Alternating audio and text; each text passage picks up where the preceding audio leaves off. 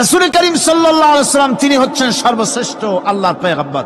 তার থেকে শ্রেষ্ঠ নবী আর কি কেউ আছে? জোরে বলেন আছে? তার থেকে মাহবুব, তার থেকে শ্রেষ্ঠ আল্লাহর কাছে আর কেউ নাই। সেই নবীকে আল্লাহ রাব্বুল আলামিন কোরআনে কারীমের ভিতরে তাকে আব বলেছেন। কি বলেছেন? অনেকগুলি আয়াত আছে যে আয়াতের ভিতরে আল্লাহ পাক তার নাম নেন নাই, নবী বলেন নাই, রাসূল বলেন নাই, শুধু বলেছেন আব। যেমন ফাআওহা ইলা আবদিহি মা আওহা, অতঃপর তার বান্দার নিকট যা ওহী করার ছিল তা তিনি করলেন। সেই বান্দাকে মুহাম্মদ সাল্লাল্লাহু আলাইহি ওয়াসাল্লাম।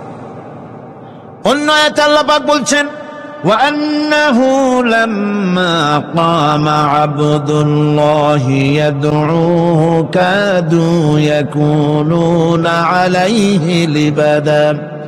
আরে আল্লাহর বান্দা যখন নামাজ পড়তে দাঁড়িয়ে গেল, আল্লাহকে ডাকার জন্য যখন দাঁড়ালো, তখন লোকেরা তার উপরে ঝাঁপিয়ে পড়লো। ঝাঁপিয়ে পড়ার জন্য প্রস্তুতি গ্রহণ করলো। এখানে আব বলা হয়েছে কাকে?